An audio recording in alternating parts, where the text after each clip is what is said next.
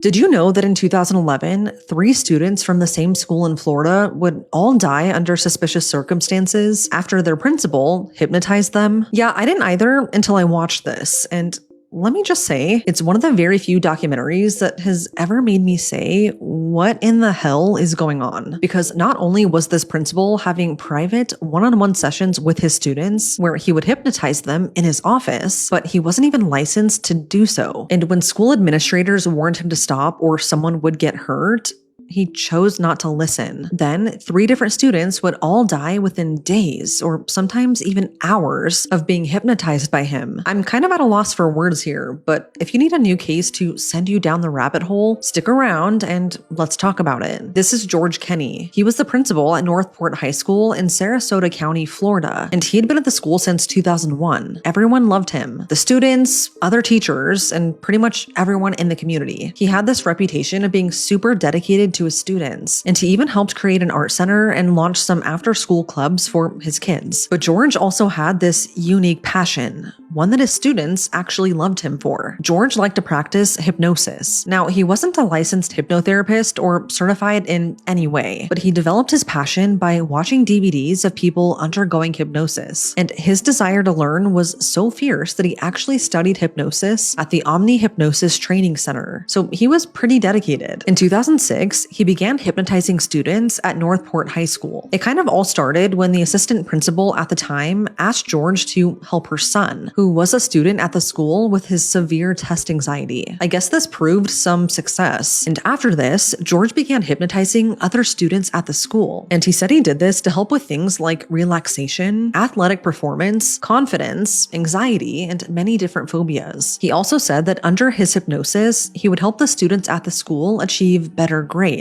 And since this was kind of a unique and wild thing to do, the students became obsessed with it and him. They thought that he was the cool principal. At first, permission slips from the parents were not required, at least not until 2010. So it's not clear how many parents knew what was actually being done to their kids on school grounds. But in October of 2010, the first major red flag would be raised. This is when a student at the school suffered a pretty serious weightlifting injury. The school nurse was trying to assess the student before EMS arrived, but Principal George jumped in and attempted to hypnotize the student. He said he did this to try and calm him down and relieve his pain, but the school nurse said that his actions actually interfered with her ability to medically assess the student. At this point, the higher-ups in the school district found out that George had been conducting individual hypnosis sessions in his office with no one else around. Up until this point, it was common knowledge at the school with students, other faculty members, and even people in the community that George was hypnotizing kids. But according to them, they all thought that he was doing this as some sort of demonstration for psychology class. It wasn't like this big dark secret that nobody knew about. Like, even the school newspaper had written articles about Principal George's hypnotism sessions. For the most part, he would hypnotize students in a group setting, in which they were either made to believe their shoe was a phone, or they were made to dance and forget certain numbers existed. At first, it really seemed kind of harmless, but then George escalated everything and began doing the private one-on-one sessions in his office, which no one knew about. It definitely crossed a line, especially when he didn't require kids to get permission slips from their parents to have this be done to them,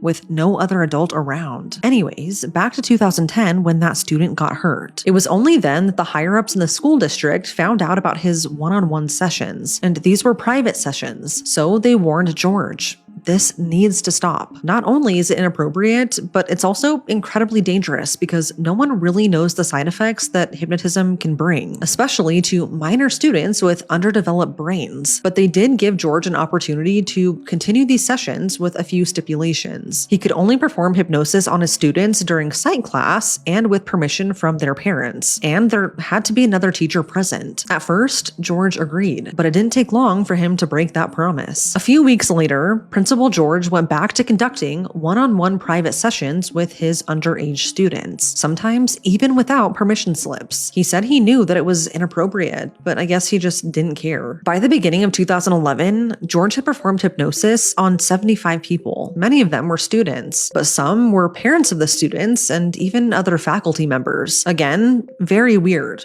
but no one batted an eye. That is, until students at his school began dying. So in the week leading up to March 15th, 2011, 16-year-old Marcus Freeman agreed to undergo hypnosis to improve his game focus. He was a quarterback at Northport High School. He also did this to hopefully get rid of his fears about getting hurt. His principal said that he could help him with this, and during his 2 sessions, George also taught Marcus self-hypnosis. And he often told his friends that while he was in session, he couldn't feel his body, and it was the strangest thing. But 6 days later, now March 15th, 2011, Marcus was driving with his girlfriend in the passenger seat after a dentist appointment. According to his girlfriend, Marcus was experiencing some pain, so he tried to self-hypnotize like George taught him to do. But suddenly, he got this really weird look on his face, like he was in some sort of trance-like state. And in a split second, he drove his car off the highway and crashed directly into a tree. The impact killed Marcus. You'd think this would raise some red flags about the whole hypnosis thing, but at this point, it didn't. Then, not even a month later, another student would mysteriously die after undergoing hypnosis. So on April 8th, 2011, Principal George had a private hypnosis session with his 17-year-old student, Wesley McKinley. Wesley was a super talented musician, and his dream was to attend Juilliard. But according to George, Wesley struggled with anxiety, certain private fears, and being comfortable in social settings. So he promised to help solve all of that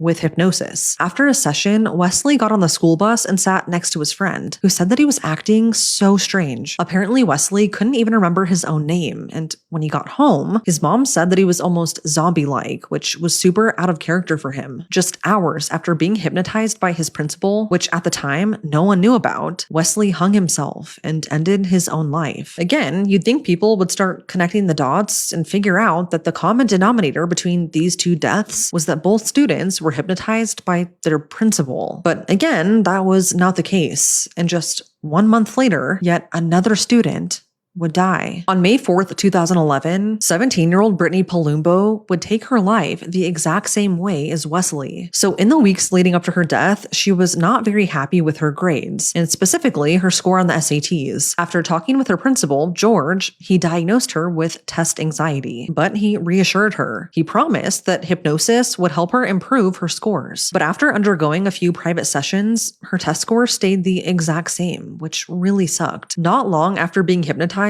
Brittany's parents said that she became despondent. So one night, Brittany submitted all of her college applications, and then her parents would find her body hanging in her bedroom closet. So now you have 3 students at the same high school all die within months of each other. As a result, the school board conducted an intense investigation. And as that deepened and the community learned more, they discovered a common thread. All 3 students had been hypnotized by their principal not long before they died. During the investigation, the school board asked George straight up whether or not he had hypnotized Wesley. George's response was that he only ever hypnotized him in front of others during psych class. He completely lied about hypnotizing him in a private session just hours before his death. But as the investigation heated up, George ended up confessing and admitting to that private session with Wesley. Then the administration asked him if he had conducted hypnosis sessions on the other 2 deceased students, in which George lied again. He said no, but like before, he eventually confessed. It actually came to light that by the time the 3rd student died, he had hypnotized 75 people on school grounds, which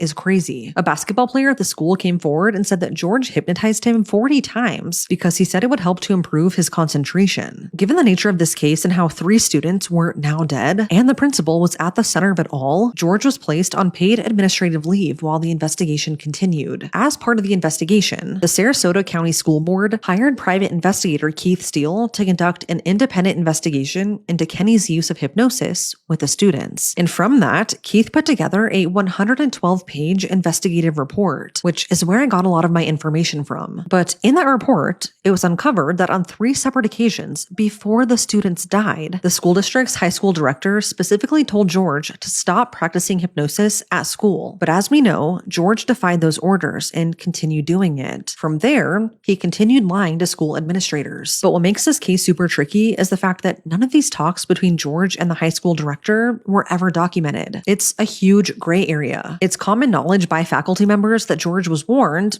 and didn't listen, but there was never any physical proof that he was actually warned. And one thing that I really want to make clear is this investigative report does not conclude that hypnosis is what caused the deaths of these students, but it does establish that this went on for years, even knowing, as the principal, that this was incredibly inappropriate. In the report, George admitted that his hypnosis passion overstepped his good judgment, but to this day, he denies any involvement in the students' deaths. According to the families of the deceased students, George has never apologized to them for his part in their deaths, or even assumed any of the responsibility. Ultimately, in 2012, George was charged with practicing therapeutic hypnosis without a license, in which he pleaded no contest. He was sentenced to only a year of probation, and he was ordered to complete 50 hours of community service. He resigned as a principal in 2013 and ended up giving up his teacher license. And according to the Florida Department of Education, he legally cannot apply for another one. What angers the families the most is that this felt like just another slap on the wrist, and that he never had any sort of real punishment. They did file a wrongful death lawsuit against the school district, and each won $200,000, but that doesn't bring their loved ones back. They didn't even want the money. They just wanted to hold the school responsible to ensure that nothing like this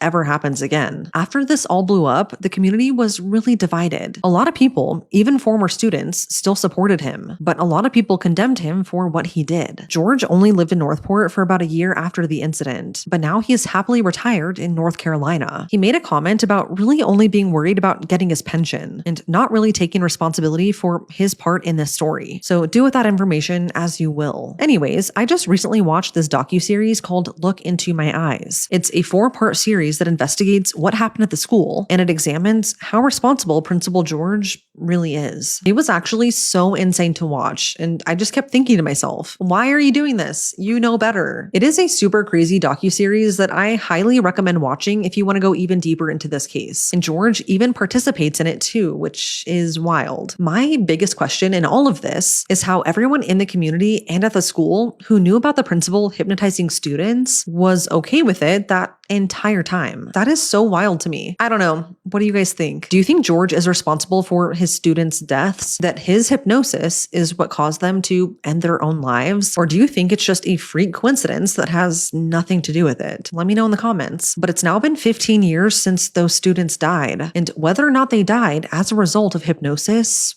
remains a mystery.